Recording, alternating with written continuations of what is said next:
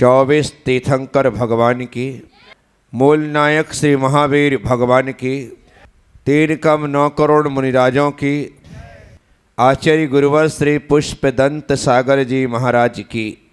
तपोभूमि चातुर्मास 2022 एकमात्र उद्देश्य स्वर्ण जयंती पूर्णोत्सव का विशेष आयोजन। व्रत उपवास करने से मैं सदा से बचता था क्योंकि डरता था। बचपन में ही गृह त्याग किया और बचपन में ही दीक्षा हो गई।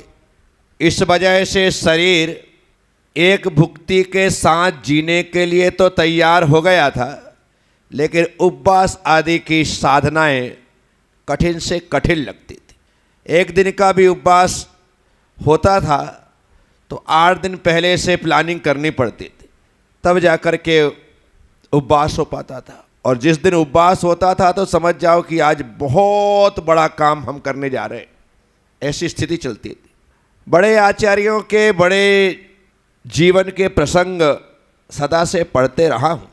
शांति सागर जी महाराज के जीवन को पढ़ा तो उन्होंने अपने 35 साल की साधना काल में 25 साल 7 महीने उपवास में व्यतीत कर दिए। लगता था कि किस प्रकार से इन्होंने अपनी ज़िंदगी को जिया होगा।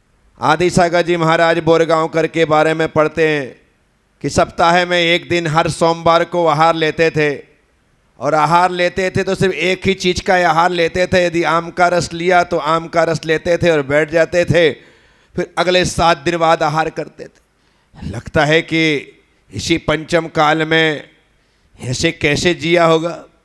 आहार करने के लिए भी ऐसा नहीं कि बोरगांव में ही चौके लगते हों, महाराज कहीं भी जा सकते थे। यानी कि यहाँ तक कि बोरगांव से कोल्हापुर तक आहार के लिए चले जाते थे, 35 किलोमीटर दूर।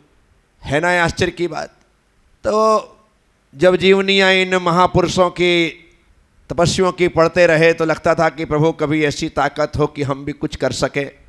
सरमती सागर जी महाराज को तपस्वी सम्राट कहा ही जाता है। उनकी जीवनी पढ़ते हैं तो लगता है कि बाप रे, इस पंचम काल में हमारी आँखों देखे ऐसी तपस्या साधना करने वाले भी साधु हुए। आचार्य नेमी सागर जी महाराज के बारे में पढ़ते हैं कि वो अपने गुरु से एक कदम आगे थे। उनके गुरु ने यदि जितने उपवास किए थे उससे बहुत, जिन्होंने तो 9,938 उपवास शांत सागर जी महाराज ने किए, तो नेमी सागर जी महाराज ने 11,000 से भी ज़्यादा उपवास किए। उन्होंने दीक्षा ग्रहण की और उसी दिन नियम ले लिया था कि अब मैं एक दिन छोड़ करके ही आहार लूँगा, और पूरी ज़िंदगी उन्होंने एक दिन के बाद ही 24 घंटे में ना लेकर के 48 दिन में आहार लिया। ऐसे महान तपस्वियों में उनका नाम था। तो ये सब जीवनियाँ, ये सब संस्मरण लगातार पढ़ने में आते रहे। श्रवण बेलगोला गया तो श्रवण बेलगोला में 380 साधु संतों के बीच में रहने का अवसर मिला, और सभी साधु संत एक से बढ़कर के एक, कोई ज्ञान में प्रबल, कोई चारित्र में प्रबल, कोई तपस्या में प्रबल, सब अपने अपने प्रबलता सीखते थे, विशेषता को लिए हुए थे। अब उनके साथ रहा। फिर मेरा चातुर्मास श्रवण बेलगोला में ही हुआ तो 125 साधुओं के साथ मैंने चातुर्मास किया। वहाँ पर मैं देखता था कि सुविधि सागर जी महाराज पूरे चातुर्मास में एक आहार एक उपवास ही करते हैं। कभी कभी 2 अष्टमी आ गई बीच में तो 2 आहार एक उपवास एक आहार कर लेते हैं, और दिन भर अपने काम में लगे रहते हैं। समझ में नहीं आता था। बस मुझे ये सब कुछ मैं देख रहा था, तो मैंने कहा कि प्रज्ञा सागर, अपन भी कुछ करो, हिम्मत तो करो। हिम्मत करेंगे तो शेर बांध लेंगे, अन्यथा गधा भी नसीब नहीं होगा। और मैंने हिम्मत की और श्रवण बेलगोला में नमोकार मंत्र के 35 उपवास ले लिए कि अपन आषाढ़ सुदी सप्तमी से उपवास प्रारंभ करेंगे। आषाढ़ सुदी सप्तमी को एक उपवास सप्तमी के साथ करेंगे, तो उपवास ले लिया हिम्मत के साथ। और मैंने उपवास लिए तो बढ़िया सप्तमी का उपवास कर लिया। फिर मुझे लगा कि सप्तमी अकेली थोड़ी चलाना पड़ेगा, इतने सप्तमी के करने हैं, नवमी के करने हैं, पंचमी के करने हैं, 14 के करने हैं, तो सप्तमी के साथ 14वीं चालू कर देते हैं। तो सप्तमी के साथ मैंने 14वीं चालू कर दी। जो व्यक्ति महीनों में उपवास करने की हिम्मत ना करता हो, मेरे गोमटेश्वर में महीने में 4 उपवास होने लगे, 4, और बढ़िया इत्मीनान के साथ। ऐसा नहीं कि रोते धोते पहाड़ पे दोनों पहाड़ों की वंदना करते, सारी प्रक्रियाएं करते, बड़ा कुछ लगता ही नहीं था। मैंने कहा अभी तक अपन फालतू में अपने आप को समझते थे कि अपने से नहीं हो सकता है। और ऐसा करके नमोकार मंत्र के उपवास पूरे हो गए। उपवास पूरे हो गए तो एक मन में फिर जोश आया कि नहीं भाई, उपवास पूरे किए हैं तो अब उपवास बंद नहीं होने चाहिए, कोई ना कोई नया व्रत फिर ले लो। तो मैंने 64 रिद्धि व्रत ले लिया कि अब 64 उपवास करेंगे। अब 64 रिद्धि व्रत में क्या है कि तिथि का झंझट नहीं होता है, अष्टमी चतुर्दशी करो और व्रत का पालन करो। तो 64 रिद्धि का व्रत ले लिया। वो करते करते मैं उज्जैन आ गया। यहाँ पर भी वो तो चलता रहा। जब मेरा 2022 में चातुर्मास था और मेरे गिने चुने उपवास बचे थे, तो मुझे लगा कि अब भिड़ करके किसी भी स्थिति में अपने 50वें जन्मदिन के पहले पहले ये 64 उपवास पूरे करके इसका उद्यापन करना है। और फिर लास्ट में तो मैंने इतने सारे, यानी कि 10 लक्षण का पर्व आया तो लगातार 3 उपवास कर लिए। बाप जमाने जो दूसरा उपवास नहीं करे, मैंने 3 उपवास कर डाले। चौथे दिन मैंने पारणा की, 5वें दिन फिर उपवास कर लिया। ऐसे करके 10 लक्षण में मैंने 6 उपवास 7 उपवास कर लिए। यानी कि अपने आप में एक अलग ही एनर्जी जो जनरेट होती है वो होती गई। जो हमको लगता है ना कि उपवास करने से एनर्जी क्षय को प्राप्त होती है, मैं लोगों से कहता हूँ उपवास करने से एनर्जी जनरेट होती है और ऊर्जा बनती है। उपवास से शरीर में कमजोरी नहीं आती, अपितु और नई ऊर्जा, दिव्य ऊर्जा प्राप्त होती है। और वही हुआ। तो मैंने बहुत अच्छे उपवास किए, 10 लक्षण में किए। सब कुछ करते करते 64 उपवास पूरे करने का टारगेट लेकर के मैं चला। और 25 तारीख को अमावस्या थी और 24 तारीख को चतुर्दशी थी। मैंने चतुर्दशी के दिन आखिरी अपना 64वां उपवास करते हुए उद्यापन का कार्यक्रम रखा। और उद्यापन के कार्यक्रम में क्या, मैंने कहा मैंने किया है, तुम करो तो तुम अकेले मंदिर में बैठ करके स्वाहा स्वाहा कर लो। जब मैंने किया है तो मुझे लगा कि मेरे साथ साथ कम से कम 64 परिवार और 64 रिद्धि विधान को संपन्न करें। तो हमने 64 मंडल जी बनाए और 64 परिवारों को उसमें शामिल किया। 64 परिवार पूरे देश के भक्त यहाँ पर उपस्थित होने ही थे। उनको पता लगा कि एक दिन पहले आ जाएंगे गुरुदेव की इस उद्यापन में हम भी शामिल हों, और लोगों ने उसमें भाग लेकर के 64 परिवार, ऐसा शानदार आयोजन विधान हुआ कि पूछेगा मत।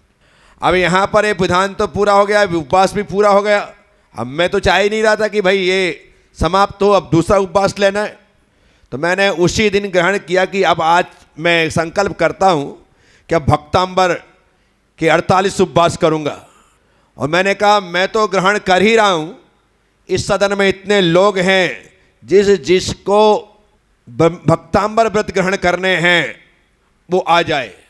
आपको सुनकर के आश्चर्य होगा, मैं तो सोच रहा था कि 10-20 लोग आ जाएंगे, बहुत बड़ी बात है। फिर लगा कि 48 उपवास करने, तो 48 लोग यदि साथ चलेंगे तो आनंद आ जाएगा।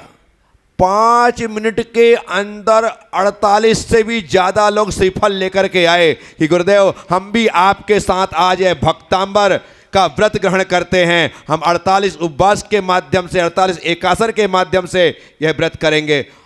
तो मैं इसलिए बात बता रहा हूँ, बिना गुरुओं की प्रेरणा के हमारे जीवन में ना व्रत आते हैं, ना संयम आते हैं, ना यम आते हैं, ना नियम आते हैं। हमसे जरा सा रात्रि भोजन का त्याग भी गुरुओं की प्रेरणा के बिना नहीं होता है। उनकी प्रेरणा मिलती है तो हम बड़े से बड़े व्रत ग्रहण कर लेते हैं, बस प्रेरणा गुरुओं की मिलना चाहिए। तो मेरे साथ बहुत से लोगों ने व्रत ग्रहण किए। इससे अच्छा उद्यापन क्या होगा, इससे अच्छी शुरुआत क्या होगी। उसी दिन रात्रिकालीन सत्र में एक विशाल आयोजन था भक्ति का। और भक्ति का आयोजन भी ऐसा था, वह गरबा कंपटीशन के रूप में रखा गया था।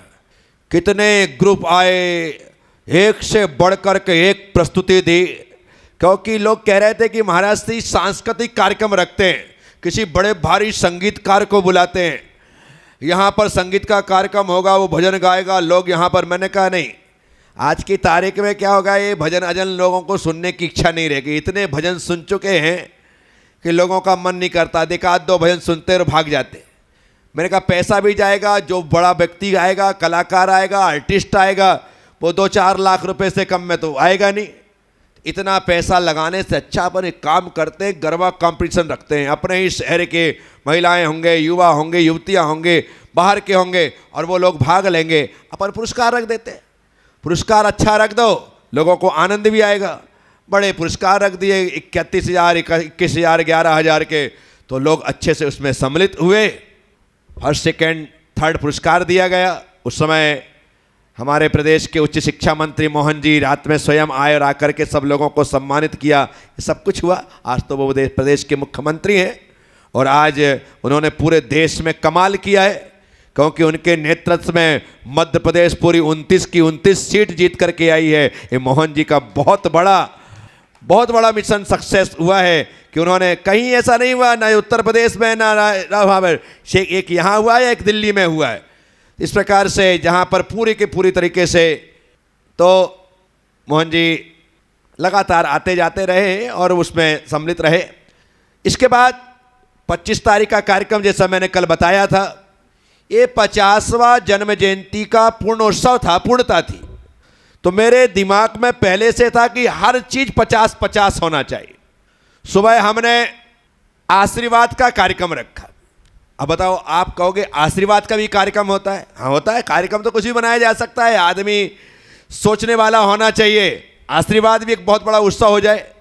हमने आशीर्वाद का कार्यक्रम रखा और आशीर्वाद के कार्यक्रम में मैंने 50 आशीर्वाद मंत्र रूप में लिखे, और मंत्र रूप में लिखने के बाद मैं वहाँ पर उपस्थित रहा और एक एक मंत्र बोलते हुए सभी लोगों को मंगलमय आशीर्वाद प्रदान किया। वो अपने आप में अनूठा, अनोखा पहला और आखिरी कार्यक्रम था। उसके बाद मैंने वैसा किया ही नहीं, लेकिन वो अपने आप का निराला कार्यक्रम था। उसके बाद मैंने कहा दोपहर में पाद प्रक्षाल होगा, शास्त्र भेंट होगा, दीप प्रज्वलन होगा, तो कितना टाइम बर्बाद होगा। मैंने कहा एक काम करते हैं, सारा का सारा कार्यक्रम अपन सुबह रख लेते हैं, दोपहर में मंच का अलग कार्यक्रम होगा। अब अलग कार्यक्रम होगा तो यहाँ पर हमने 50 ऐसे सुत पीठ विराजमान किए जिनमें 50 परिवारों के द्वारा माँ जिनवाणी विराजमान की गई। क्योंकि मैं जिनवाणी भेंट करने के पक्ष में नहीं रहता हूँ कि देव शास्त्र गुरु, जैसे आप भगवान भेंट नहीं कर सकते, गुरु भेंट नहीं कर सकते, वैसे जिनवाणी भेंट नहीं कर सकते। जिनवाणी विराजमान की जाती है और जिनके सामने की जाती है वे गुरु जन भी उस जिनवाणी की वंदना करते हैं। इसलिए हमने यहीं पर 50 सुतपीठ के माध्यम से वो जिनवाणी विराजमान की और एक विशालतम सुतपीठ बनाया जो स्टेज पर था। उसमें चारों अनियोग के ग्रंथ विराजमान किए गए, उनके सामने ज्ञान के दीप जलाए गए। ये सारी की सारी प्रक्रिया यहाँ पर संपन्न हुई। उसके बाद हर व्यक्ति चाहता है कि मैं आया हूँ तो गुरुदेव के पाद प्रक्षाल कर लूँ, पाद प्रक्षाल कर लूँ। अब स्टेज पर होगा, बोली लगेगी तो एक ही व्यक्ति करेगा और सबको लाभ मिलना चाहिए। तो हमने एक बड़ा आयोजन रखा पाद प्रक्षाल का, और एक साथ 50 परिवार अलग अलग स्थान पर बैठ करके मैं सबके पास गया। सब लोगों ने पाद प्रक्षाल कर लिए और एक अद्भुत आयोजन हो गया। ऐसा होने के बाद फिर यहाँ पर आकर के हमारे भाई अजय सरावगी, जो कि कलकत्ता से स्पेशल रूप से विशेष पूजा की तैयारी के साथ यहाँ पर आए। विशेष पूजा यानी कि जिसने भी उसकी पूजा देखी, उसकी पूजा की तैयारी देखी, सारे के सारे लोग देखते रह गए कि एक व्यक्ति, उसने बहुत पहले मुझसे कहा था गुरुदेव मैं आपकी पूजा करना चाहता हूँ, बस आप मुझे आज्ञा दे दो। मैंने कहा कर भाई, मुझे थोड़ी पता था कि वो इतना पसारा करेगा, इतना फैलाव करेगा। गजब ही किया। और निश्चित तौर पर वह पूर्णोत्सव की पूर्णोत्सव जैसी ही पूजा थी। इस प्रकार की पूजा उसके द्वारा यहाँ पर की गई। दोपहर में 50 बाई 50 का विशालतम ध्वजारोहण हुआ। इतना बड़ा ध्वज किसी ने देखा ही नहीं होगा, इतना विशाल ध्वज पचरंगा ध्वज फहराया गया, अर्थात लोग ऐसे छा करके उस ध्वजा को हिलाते रहे। ऐसा तो हो नहीं सकता था, ऐसा तो संभव नहीं था। वो ऐसे करके लोगों ने वो किया। दोपहर का ऐतिहासिक कार्यक्रम हुआ जिसके बारे में कल बता चुका हूँ। हुआ क्या कि मैं बोलते बोलते बोलते बोलते भूल ही जाता हूँ बहुत सारी बातें, और मेरी सबसे अच्छी आदत है भूलने की। मैं भूलने की आदत को बहुत अच्छी मानता हूँ। आज जो हुआ अपन कल भूल जाने का, कल जो हुआ परसों भूल जाने का, दिमाग में लोड लेने का नहीं। तो कल भूल गया था, इसी कारण से आज इस जिक्र मैंने यहाँ पर कर दिया। बहुत ही अच्छे तरीके से स्वर्ण जयंती पूर्णोत्सव हुआ। उसके बाद यहाँ पर इंदौर निवासी परिवार के द्वारा, संतोष जी सुनीता जी के द्वारा शिक्षक विधान का शिक्षक विधान हुआ। वो भी एक स्वर्णिम इतिहास लिखते हुए यहाँ पर सानंद संपन्न हुआ। ये लगातार कुछ ना कुछ चलता ही रह रहा था और ये कार्यक्रम चलते रहे। चतुर्मास सानंद संपन्न हो गया। इसके साथ ही लक्ष्मी नगर के लोग शिक्षक विधान का एक आयोजन करने जा रहे थे, तो उन्होंने मुझसे पहले कहा था कि महाराज से ऐसी इच्छा है, हम आपके सानिध्य में शिक्षक विधान करें। मैंने करो, कोई तकलीफ नहीं। मैंने कहा पहले बताओ कहाँ करोगे? बोले मंदिर के अंदर। तो मैंने कहा तुम कर लेना, मैं नहीं आऊँगा। भाई मुझे बुला रहे हो तो अपने आप मेरे आने का मतलब स्केल बड़ा हो जाएगा। तो बोले आप कहो क्या कर रहा है? मैंने कहा बाहर पंडाल लगाओ गार्डन में। बोले हो जाएगा। और बाहर गार्डन में उन्होंने पंडाल आदि लगा करके बहुत ही अच्छे तरीके से शिक्षक विधान किया। और वो शिक्षक विधान लक्ष्मी नगर का एक यादगार सदैव स्मरणीय विधान वहाँ पर हो गया। उसके बाद शहर में रहते हुए ही, क्योंकि लक्ष्मी नगर विधान में शहर के जितने छोटे बड़े नेता थे सब आए, रोज़ अतिथि के रूप में, रोज़ 1 2 3 रोज़ आते थे। तो लगा कि अब उज्जैन आए हैं तो कुछ दिन थोड़ा सा यहाँ प्रवास रहे। पिछी परिवर्तन का कार्यक्रम वापस यहीं पे आके करना था, तो उसका माहौल में बना ही रहा था। और माहौल ये था कि जिन जिन लोगों को किसी भी साधु की पिच्छी मिली हो, वो सभी लोग अपनी पिच्छी लेकर के तपोभूमि पहुँचेंगे। तपोभूमि में प्रत्येक पिच्छियों की यहाँ पर पूजा होगी, जो कि कभी हुआ नहीं। लोग घर में ले जा कर के लटका देते हैं। किसी के यहाँ तो चमगादड़ की तो लटकी रहती ऊपर कोने में, लटकी है तो लटकी है, कोई ध्यान नहीं देता है, प्लास्टिक में बांध करके लटका देते हैं। ये पिच्छी है, साधु के संयम का प्रतीक आपके घर में, तो उसको एक सम्मान के साथ स्थान दिया जाना चाहिए। तो उसका भी मैं घोषणा कर रहा था। लोग हमारे घर में सब अपने बोल रहे थे, ठीक है। फिर इस बीच में कार्यक्रम तैयार हुआ जेल प्रवचन का। मैं उज्जैन शहर के कई स्थानों पर घूमते हुए, दर्शन करते हुए जयसिंहपुरा भी गया। जयसिंहपुरा से मैं नयापुरा, भैरूगढ़ तो जाना ही पड़ेगा, जेल जाना है तो वहाँ से भैरूगढ़ होते हुए जेल गया। जेल में ऐसा प्रवचन हुआ जो कि वहाँ के जेलर, जिन्होंने बाद में कई बार भी आकर के कहा कि आपके प्रवचन से कैदियों में ऐसा सुधार आया है, ऐसा सुधार आया है, ऐसा सुधार आया है कि हम आपको बता नहीं सकते कितना परिवर्तन लोगों में, कैदियों में आया। उस समय मैंने जेल में घोषणा भी की थी कि तपोभूमि यहाँ के कैदियों के साथ है। जिन कैदियों के पास जमानत के लिए पैसे नहीं हैं, जिन कैदियों के पास जमानत के पैसे नहीं हैं और वो जमानत लेकर के बाहर निकलना चाहते हैं, तो निश्चित तौर पर उनकी सहायता तपोभूमि ट्रस्ट करेगा। आप खबर करिएगा, जितना भी पैसा जमानत का भरना होगा हम आपको देंगे। लेकिन अभी तक ऐसा एक भी नाम हमारे पास नहीं आया कि हमें जमानत का पैसा चाहिए।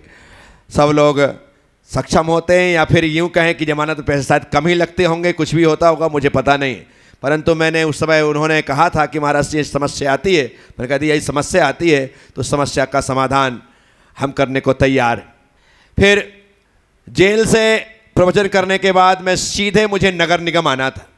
नगर निगम में मेरा प्रवचन था। सारे शहर के जो 54 पार्षद हैं वो नगर निगम की अध्यक्षा श्रीमती कलावती जी, वहाँ के महापौर भाई मुकेश टटवाल, बख्शी के रवि भदौरिया आदि जितने लोग थे, सब लोगों का कहा कि महाराज श्री एक बार आपका प्रवचन हमारे नगर निगम में हो। मैंने कहा कोई तकलीफ नहीं, मैं जेल से वापस लौटूंगा और बोर्डिंग जाऊंगा, तो आपका नगर निगम रास्ते में है, आधे घंटे प्रवचन कर देंगे। मैं वहीं से निकला। नगर निगम के महापौर ने, कलावती जी ने, सभी लोगों ने, फारस जी विधायक थे उन्होंने, बाबूलाल जी पूर्व विधायक थे उन्होंने, जितने भी प्रकाश चंद जी चित्तौड़ा आदि, जो जो लोग पूर्व महापौर आदि रह गए थे, सभी लोग बड़े सम्मान के साथ पहली बार किसी संत को, जैन संत को तो पहली बार छोड़ो, किसी संत को पहली बार नगर निगम में उस स्थान पर बिठाया गया जहां पर वहां के सभापति बैठती है, बराबर सामने आसन सिंहासन लगा करके मैं वहां पर बैठा, सामने पूरे की पूरा सदन जमा, और मैंने वहां तकरीबन 30 मिनट का प्रवचन दिया। उस प्रवचन में मैंने एक ही बात कही थी मुख्य रूप से, कि जो खुले में मांस का विक्रय होता है उससे हम अहिंसा प्रेमियों की अहिंसा आहत होती, इसलिए इन्हें नगर के बाहर या पर्दे के पीछे बेचा जाए। और भी मैंने जो बातें की थी पूरे पॉइंट टू पॉइंट, मेरी किताब भी उसकी प्रकाशित हुई, हमारा प्रयास देश का विकास करके प्रकाशित हुई है, तो उसमें पॉइंट टू पॉइंट मैंने रखे। खुशी इस बात की है कि मेरा पहला ही पॉइंट हमारे नगर का, उज्जैन का, दक्षिण क्षेत्र का जो विधायक भाई मोहन जी जैसे ही मुख्यमंत्री बने, मुख्यमंत्री बनने के साथ ही पहली घोषणा की कि मांस की दुकानें पीछे होंगी। मुझे बड़ी खुशी हुई कि आज मेरे इस भक्त ने मेरी बात सबसे पहले मान करके मांस की दुकानों को पर्दे के पीछे कर दिया, गांव से बाहर कर दिया। तो बात की जाती है तो बात स्वीकार भी की जाती है, और वही हुआ, और बहुत अच्छे तरीके से प्रभावशाली प्रवचन रहा। वहाँ से चल कर के मैं रात्रि विश्राम हेतु बोर्डिंग आया, और बोर्डिंग से चल कर के सीधे दूसरे दिन तपोभूमि आ गया।